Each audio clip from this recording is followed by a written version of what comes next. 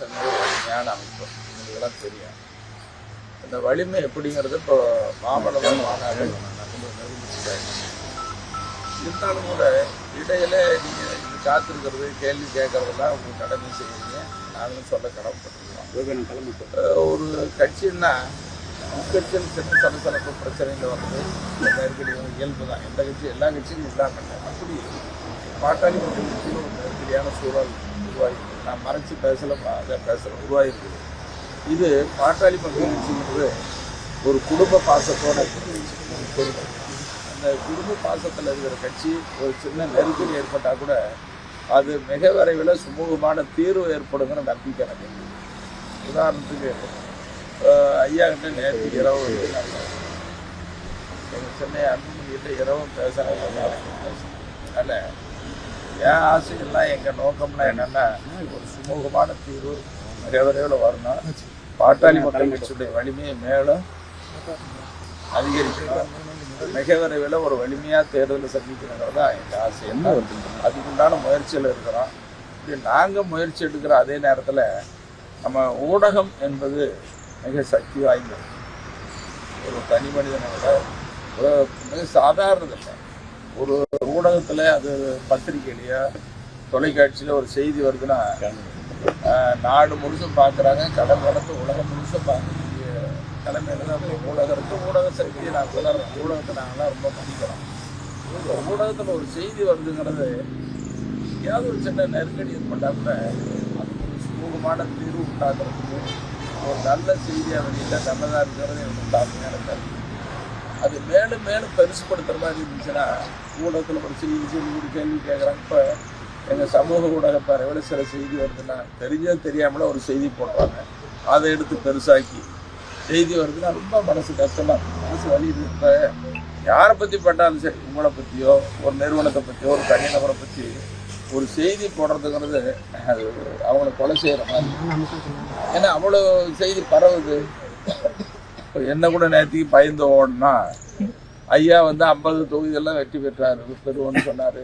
ஜி.கே.மணி இடையில 234 தொகுதியிலையும் வேலை செய்வான்னு சொல்கிறான்னா ஒரு சின்ன 734 தொகுதி கட்சி இருக்குது பண்ண போகிறோம். அது சொல்கிறதுல எல்லாம் தப்பு இருக்குது.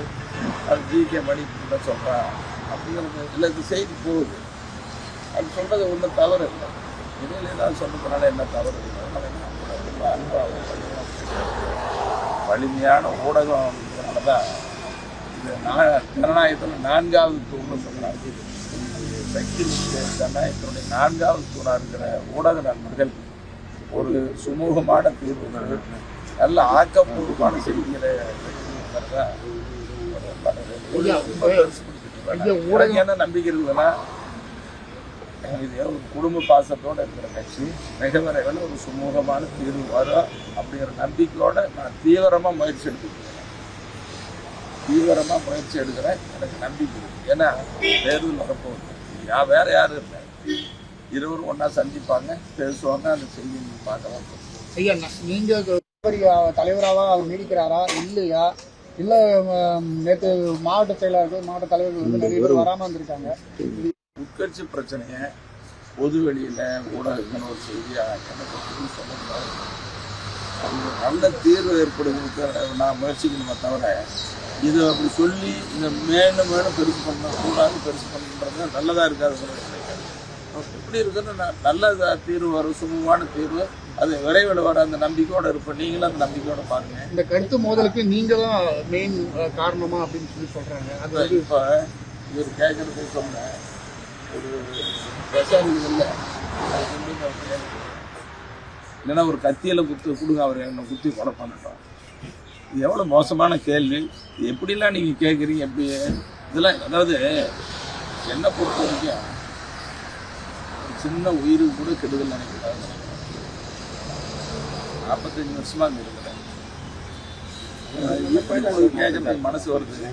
நீங்கள் 45 வருஷத்தில் எங்கள் கட்சி சாதாரண தொண்டர்கள் எங்கள் கட்சியாளர்கள் அல்லது எங்கள் கட்சிக்கு அப்பாற்பட்டவங்க ஊடகத்திலிருந்து ஜி.கே.மணி அப்படி தவறு பண்ணுவானா அறிவிக்க நான் என்னைக்காவது கேள்வி யாரையாவது மனசாட்சியை தொட்டு சொல்லு. உங்கள் மனசாட்சியை தொட்டு சொல்லுங்கள். நீங்கள் இந்த கேள்வி கேட்குறீங்களே, உங்கள் மனசாட்சியை தொட்டு ஜி.கே.மணி இப்படி செய்வானா பேசுவானா நினச்சி பாருங்க. நல்ல கேள்வி மட்டும் கேளுங்கண்ணா. அப்படி கேட்பேனா நான் செய்வேனா? சரி, அப்படி ஊடக இல்ல நீங்க நினைக்கிறதுக்கு அப்படின்னு சொன்னா நான் பாட்டாளி மக்கள் கட்சியில வன்னியர் சகோதர தலைவர் இருக்க வேண்டிய அவசியம் இல்லையா?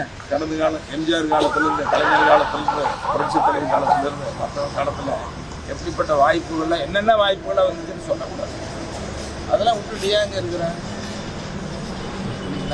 ரெண்டு பேரும் சந்திப்பான முயற்சியை இறங்கிட்டு இருக்கிறாங்க. ஆனால் இதுக்கு காரணம் சொல்ல தயவு செய்து உங்களை ரொம்ப மன்றாடி கேட்டுக்கிறேன். இந்த மாதிரி வார்த்தைகள் பயன்படுத்தாது.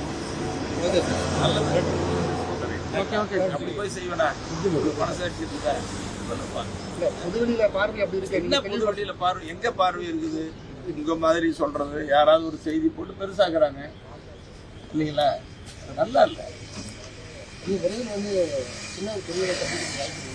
சந்திக்கணும்னு சொல்லி நானும் நேற்று இரவு நிமிஷம் ஐயாண்ட பேசியிருந்தேன். நேற்று பேசணும் பேசியிருந்தேன். நல்ல நம்பிக்கையோட தீவிரமாக முயற்சி எடுக்கிறேன். சரி, நீங்களாம் ஆக்கப்பூர்வமாக அது ஒரு சுமூகமான தீர்வு ஆதரவாக